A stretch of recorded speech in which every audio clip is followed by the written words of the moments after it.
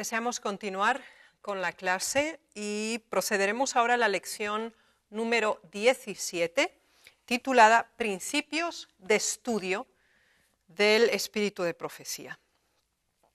Es muy importante analizar esta lección de acuerdo a toda la información que precede a este mismo tema, ya que hemos hablado de la distinta clasificación de los mensajes recibidos.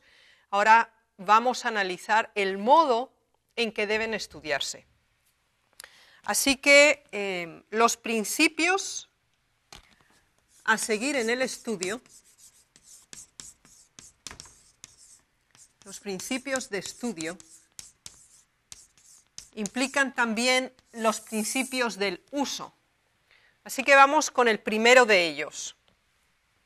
Es el estudio completo del tema sin preconceptos. Entonces, el primero es estudiar el tema en forma completa. ¿Qué significa esto? Que si deseamos estudiar, por ejemplo, el tema de los 144.000, todo lo que la hermana White escribió al respecto, no podemos usar simplemente 3 páginas de una de las primeras visiones que ella tuvo, que se encuentra en Primeros Escritos, porque eso es al principio de su ministerio como profeta, sino que tenemos que tomar todo lo que se escribió acerca de los 144.000 por su parte. Así que el primer elemento es, cuando estudiamos un tema en el espíritu de profecía y queremos llegar a conclusiones correctas, es tener claro el tema que queremos estudiar. Entonces, cuando ya tenemos claro el tema, los 144.000, el vegetarianismo, el santuario, el sello de Dios, indistintamente, cualquier tema, tenemos claro, primero el tema, y segundo, tenemos que reunir toda la información escrita al respecto. Entonces, un estudio completo sobre ese tema. Pero hay un elemento significativo, debemos estudiar el tema completo sin preconceptos. ¿Qué quiere decir esto? Que bueno, yo ya tengo una idea de lo que yo creo y voy a escoger los testimonios, solamente aquellos testimonios que confirman mi idea o mi tesis que yo quiero presentar. Erróneo. Tenemos que estudiar todo el tema completo y escoger todos los testimonios sobre ese tema sin preconceptos. Es decir, no podemos hacer una preselección de acuerdo a lo que a nosotros nos parece o no nos parece. Todos los testimonios acerca de ese tema tenemos que reunirlos. Ese es el primer elemento significativo.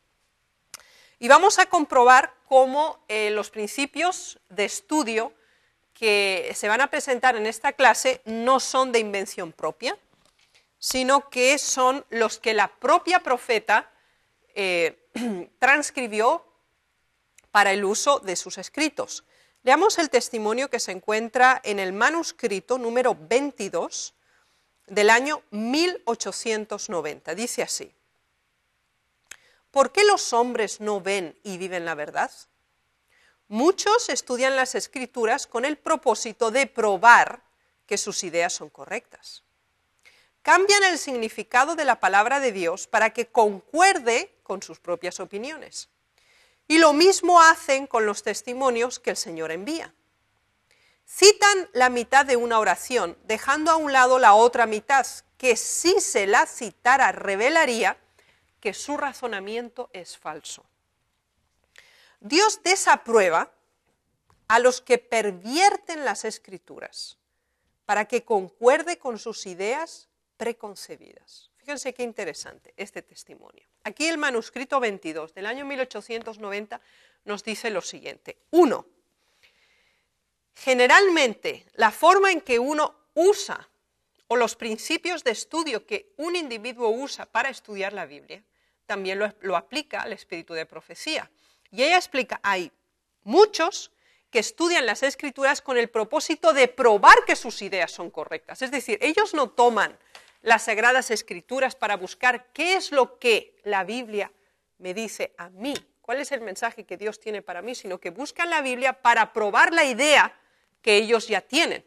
y entonces se produce una violentación sistemática del mensaje. Y ella les explica cómo funciona. Dice, se toma una frase y se deja todo el resto, violentando completamente el razonamiento que se daba inicialmente, llegando entonces a una conclusión que es falsa. Primero, porque no corresponde a la declaración inicial, y segundo, porque se le da una interpretación que no es correcta. Así que, al estudiar un tema del espíritu de profecía, como de la Biblia, obviamente, debe estudiarse el tema completo, reunir todas las fuentes, todos los datos de los que se disponen. Ese es el primer paso. Bien, vamos ahora al segundo elemento de estudio que debemos tomar en cuenta, que tiene una bipolaridad. Debemos tomar en cuenta las circunstancias y debemos tener en cuenta el lugar. En otras palabras, cuando hablamos de circunstancias, estamos hablando de todos los elementos que rodean una declaración específica. Porque si lo recuerdan, los mensajes que recibía la profeta, como los que tenemos en las Sagradas Escrituras, no eran aislados. Ahora estamos estudiando en las lecciones, por ejemplo, Daniel. Entonces, ¿qué estamos estudiando de Daniel? Estamos estudiando precisamente los precedentes. ¿Cómo se llega a Daniel 1? ¿Por qué Daniel fue deportado? ¿En qué deportación fue él llevado? ¿Por qué razón se produjeron las deportaciones? Para poder entender Daniel 1, 1 y 2, tenemos que considerar todo aquello que rodeó la situación que llevó a Daniel 1, 1. ¿Cómo es que Daniel se encontraba en Babilonia? ¿Por qué? Todo eso lo encontramos en Segunda de Crónicas. Todo eso lo encontramos en el libro de Jeremías. Entonces tenemos no solamente que estudiar el tema, sino también todos los elementos que rodean un tema específico. Es decir, elementos que conforman la realidad de esa declaración, del por qué. Y el segundo elemento que tenemos que tomar en cuenta no solamente son las circunstancias, todos los elementos que circundan esa situación, sino dónde. Porque Daniel era de Judea y ahora está en Babilonia. O sea, ¿cómo se produce ese paso desde Judea hasta Babilonia? Entonces, la centralización geográfica es muy importante. Así que tenemos hasta ahora, primero elegimos todo lo que se escribió sobre un tema, después analizamos todas las circunstancias que rodearon esa declaración y también el lugar donde eso se produjo. Y vamos a leer dos testimonios al respecto. Uno de ellos está en la página 25 de Writings and Sending Out of the Testimonies to the Church. En cuanto a los testimonios, nada debe pasarse por alto. Nada debe desecharse, pero deben tomarse en cuenta el momento y el lugar. Aquí tenemos un sinónimo de esa circunstancia, el momento. Es decir, cuáles eran las circunstancias en ese momento cuando se dio el mensaje y el lugar. Veamos otro testimonio más en manuscrito tercero.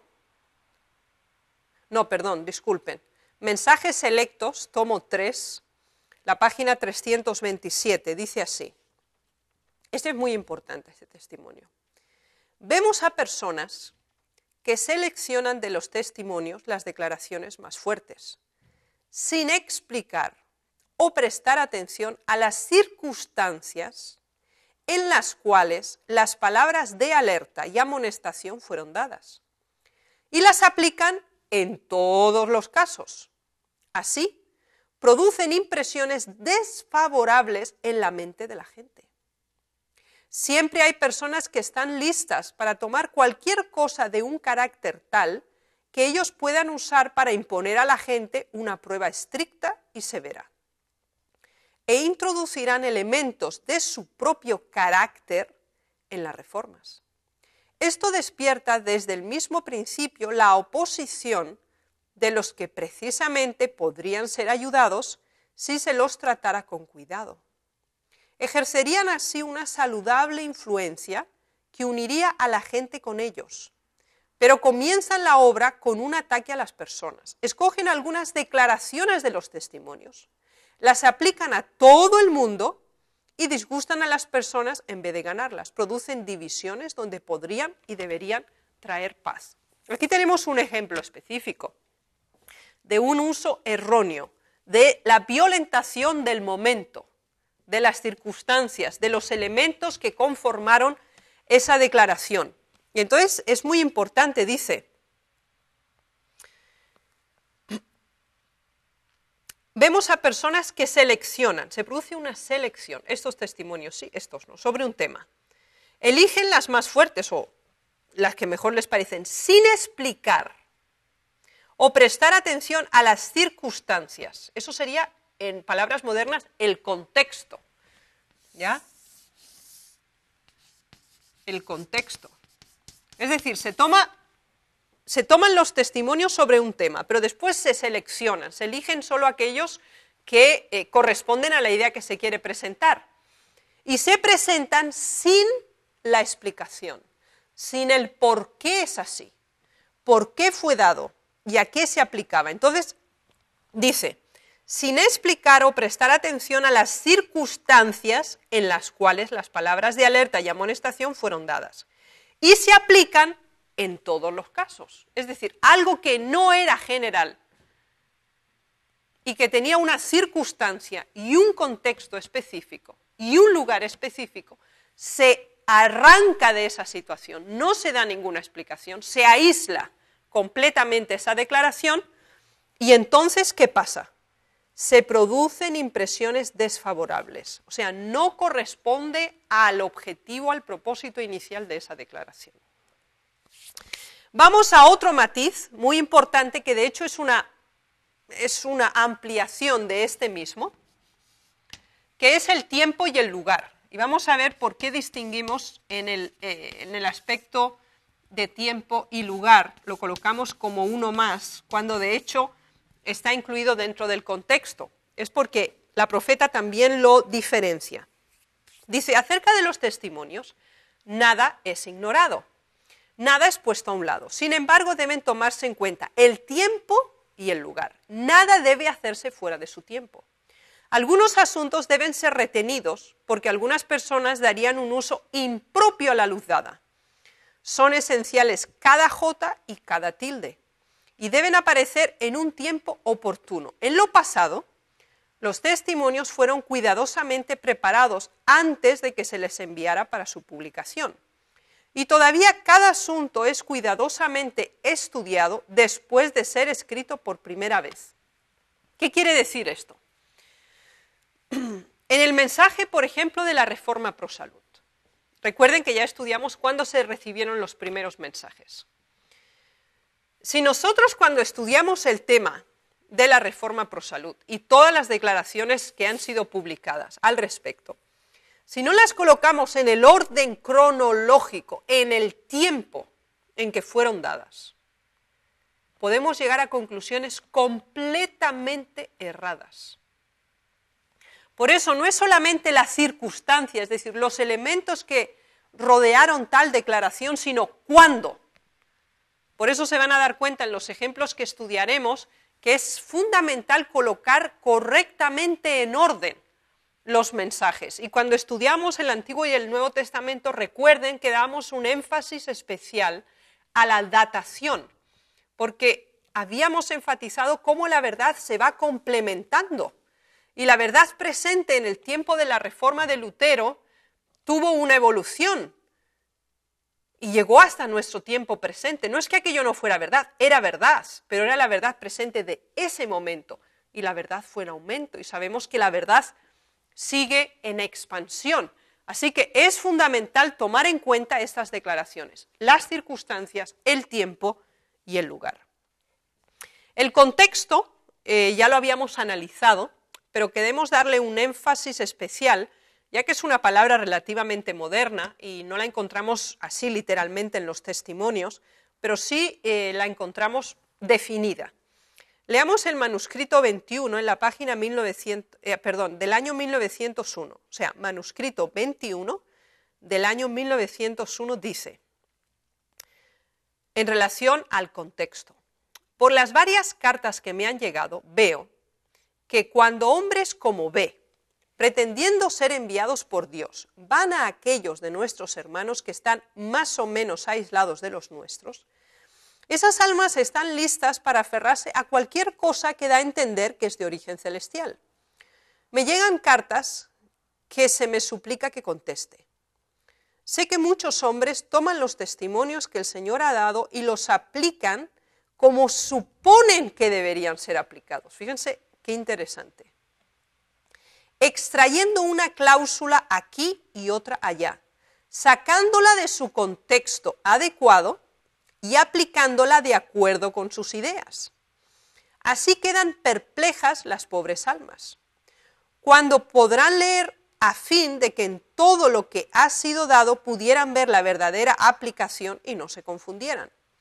Muchos que se dan a entender como un mensaje de la hermana White tienen el propósito de representar mal a la hermana White, haciendo que testifique a favor de cosas que no están de acuerdo con su mente o juicio.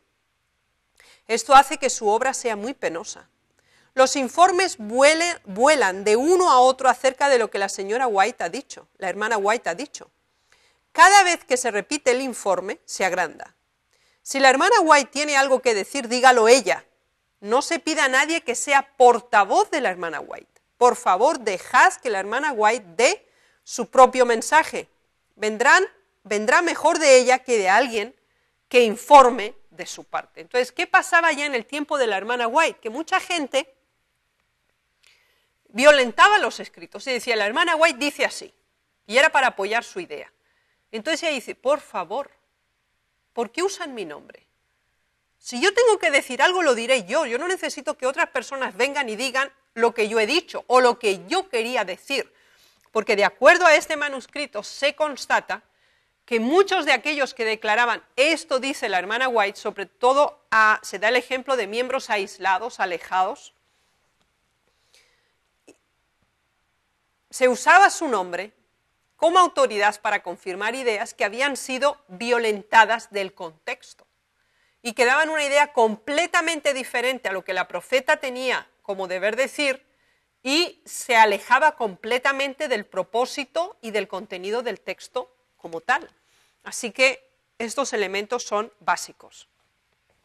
Leamos otro testimonio muy interesante, The Writing and Sending Out of the Testimonies to the Church, página 25 y 26 dice, las personas que hacen esas propuestas, hasta donde yo pueda comprender, podrían llevar a cabo de buena manera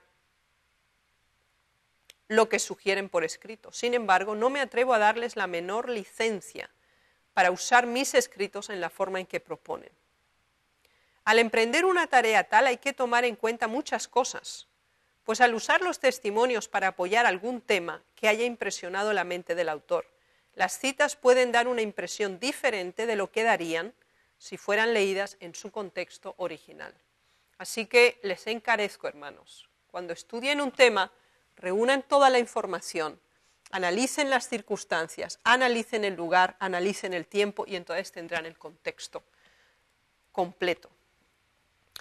Otro elemento muy significativo que debemos tomar en cuenta es el complemento bíblico. Complemento bíblico. Perdón, estos dos conforman lo que sería el punto 4.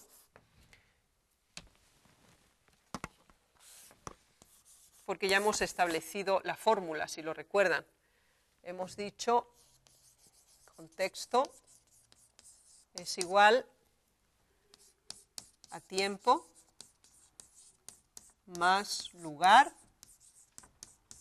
más circunstancias. Así que el cuarto punto es el contexto, analizar todo esto junto. Y ahora nos vamos al quinto punto, que es la complementariedad bíblica.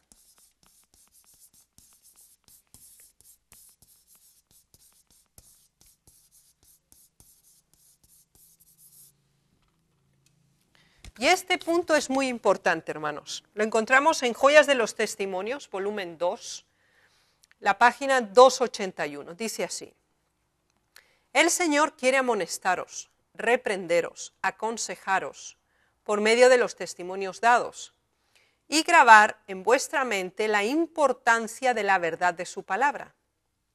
Los testimonios escritos no son dados para proporcionar nueva luz, sino para impresionar vívidamente en el corazón las verdades de la inspiración ya reveladas.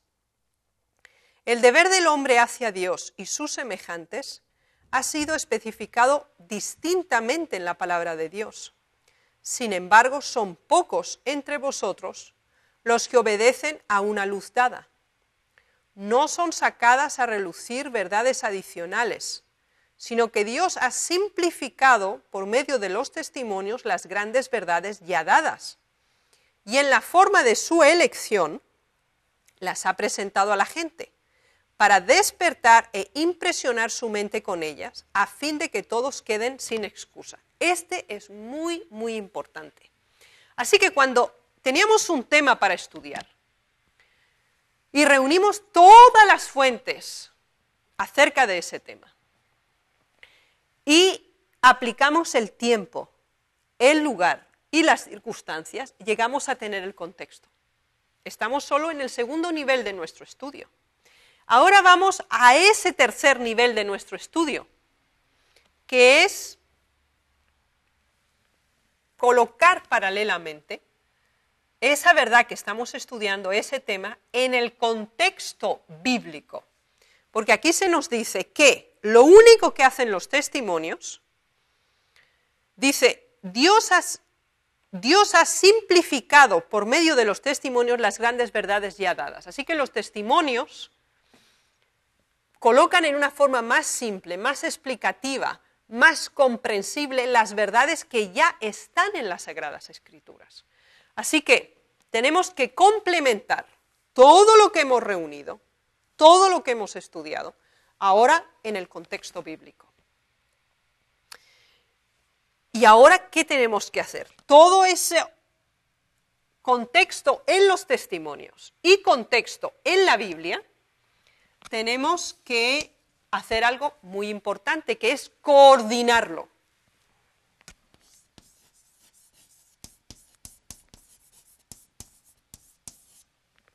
Tenemos que establecer paralelos, patrones entre esos dos grandes elementos. Leamos en Mensajes Selectos, tomo 1, las páginas 46 y 47. Los testimonios mismos serán la clave que explicará los mensajes dados. A medida que se explique un texto con otro, muchos leerán con avidez los mensajes que reprochan el mal, a fin de saber lo que deben hacer para ser salvos. Amanecerá luz sobre el entendimiento y el Espíritu hará impresión sobre las mentes, a medida que la verdad bíblica sea clara y sencillamente presentada en los mensajes que desde 1846 Dios ha estado enviando a su pueblo. Esos mensajes han de recibirse en los corazones y se efectuarán transformaciones. Así que, ¿qué entendemos por esa coordinación? Tiene dos niveles esta coordinación. Una es la coordinación entre todas las declaraciones de los testimonios. Y a su vez, entonces, también la coordinación con la Biblia misma. Así que fíjense a las conclusiones que estamos llegando. Tenemos un primer nivel de estudio, que es la acumulación de fuentes. Es la acumulación de fuentes acerca de un tema que corresponde a ese primer nivel. que hemos mencionado. Ahora tenemos esa segunda sección que incluye lo que hemos dicho, el contexto. Y ese contexto hemos dicho que se compone de tiempo, lugar y circunstancias. Y ahora nos vamos a otro tercer nivel. Ese tercer nivel que corresponde a la complementariedad y la coordinación. Complementariedad y coordinación entre la Biblia y el espíritu de profecía.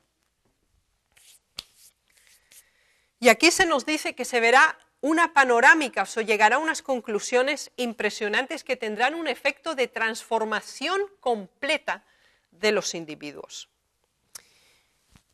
Vamos a un séptimo nivel, que es la clasificación.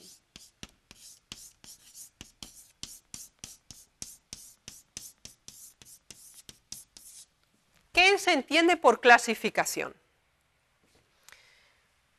En la Carta 41 del año 1895 se nos dice lo siguiente: todos los artículos que aparecen bajo mi firma son nuevos, escritos recientemente de mi pluma, ya lo dice en 1895, así que está hablando de los artículos hasta 1895. Podría ayudarme bastante en la hora de los libros. Si no tuviera muchos artículos que preparar para las revistas y tantas cartas y testimonios que corregir para hacer frente a las exigencias de mi correspondencia y a las necesidades del pueblo.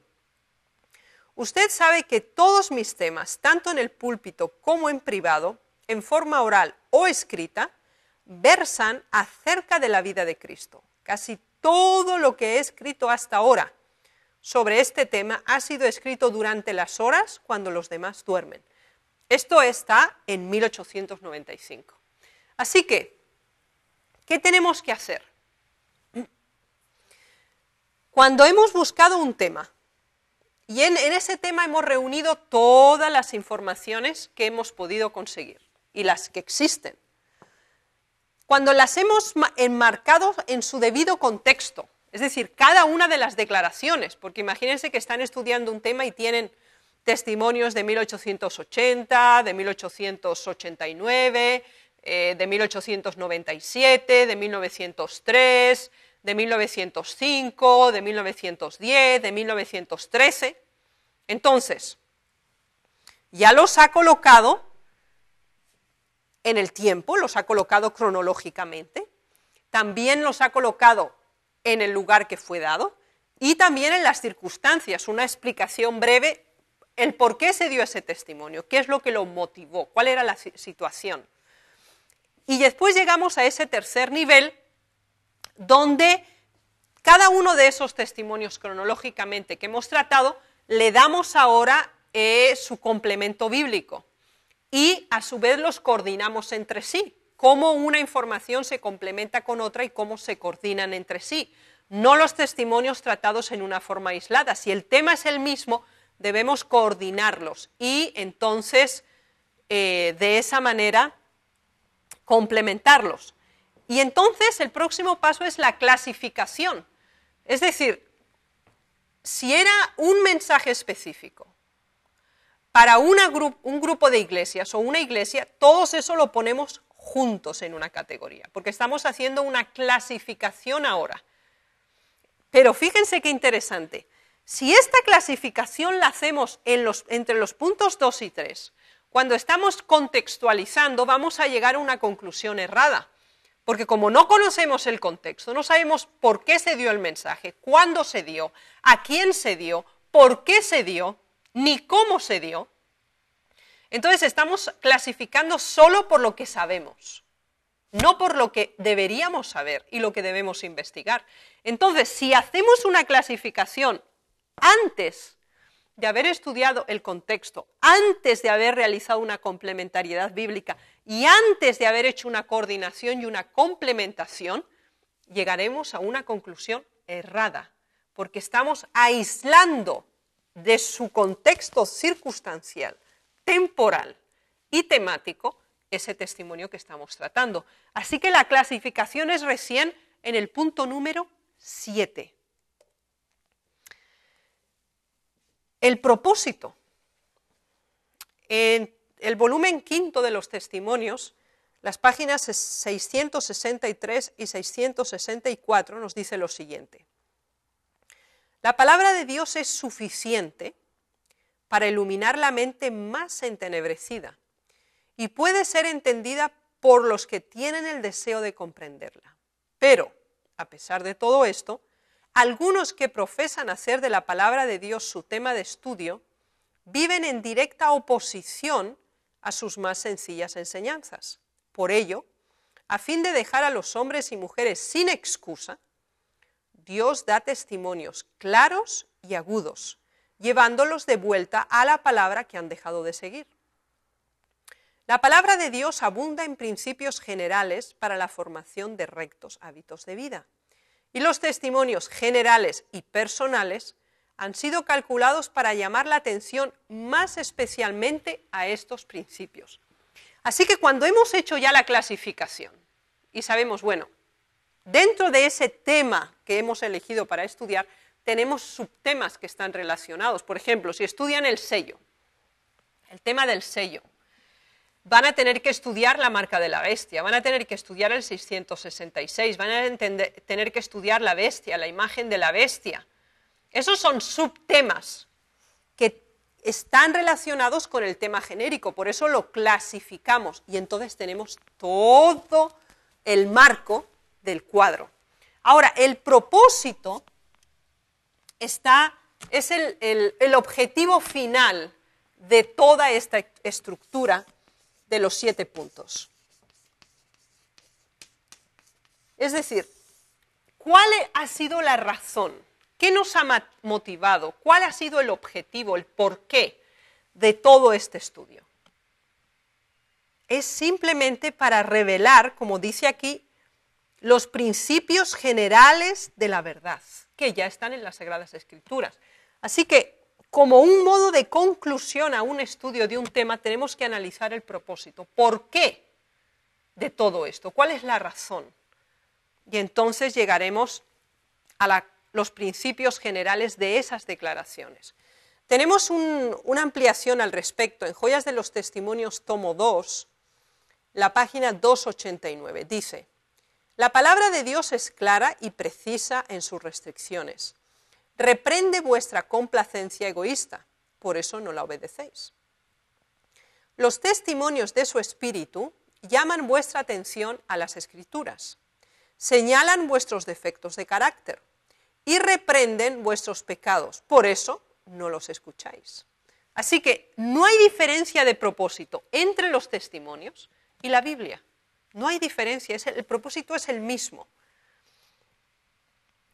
Y para justificar vuestra conducta carnal y vuestro amor a la comodidad, empezáis a dudar de que los testimonios sean de Dios. Si obedecieseis sus enseñanzas, estaríais asegurados respecto de su origen divino. Recordad que vuestra incredulidad no afecta su veracidad. Si son de Dios, habrían de subsistir. Este tema es muy importante. Así que, ¿por qué la mayoría de los eruditos cuestionan las Sagradas Escrituras? Porque no quieren aceptar las verdades que están incluidas. ¿Por cuál fue la motivación de Darwin, Charles Darwin, en la teoría de la evolución? Su hija pequeña había fallecido. Y hasta entonces, él consideraba que Dios dirigía los designios de este mundo. Él no aceptó que su hija pequeña muriera. Y eso desarrolló en él una rebelión contra el propósito de Dios. Él no aceptó a Dios como el creador y el que tiene la autoridad para retirar la vida de un ser humano del mismo modo que le dio la vida en su momento. Ese fue el motivo que le llevó a desarrollar lo que después se convertiría en la teoría de la evolución de las especies, explicado en una forma muy simple. Si leen la biografía de Charles Darwin, se darán cuenta que ese fue el punto de partida para sus reflexiones. Él rechazó la autoridad de Dios y que él no decidía acerca de la vida y de la muerte.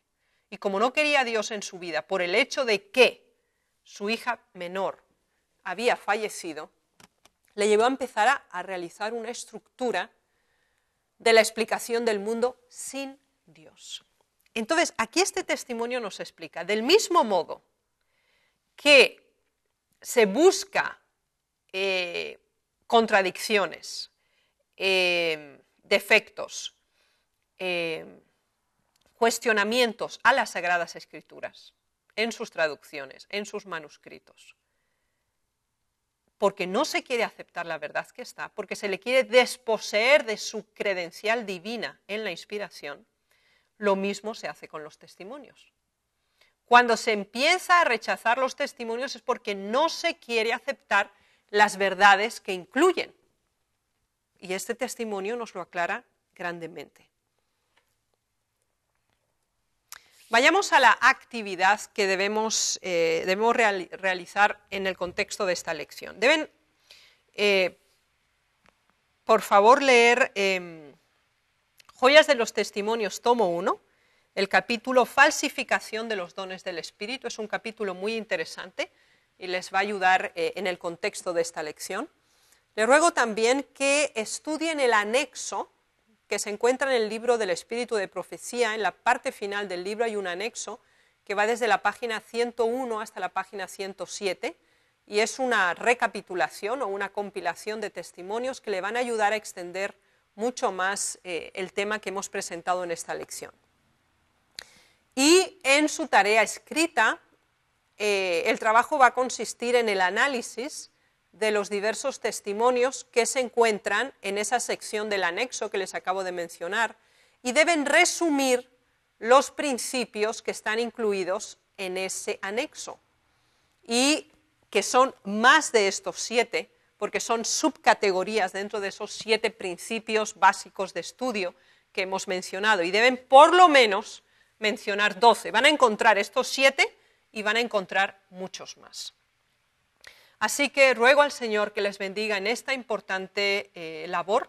Es un estudio muy, muy importante y ruego que oren mucho para que el Señor les dé sabiduría, dirija sus pensamientos y los asista en este importante estudio. Con esta lección queremos terminar las clases de hoy para retomarlas, Dios mediante, en el día de mañana. Pero antes de hacerlo queremos orar al Señor. Padre nuestro que estás en los cielos, te damos gracias porque tú tienes paciencia con nosotros, tienes misericordia y a través del tiempo has intentado de diversos modos hacernos llegar los principios de vida que necesitamos para estar un día contigo en el cielo. Ayúdanos, Señor Jesús, danos un corazón humilde, un corazón dispuesto y abierto a las instrucciones y a las verdades que quieres darnos.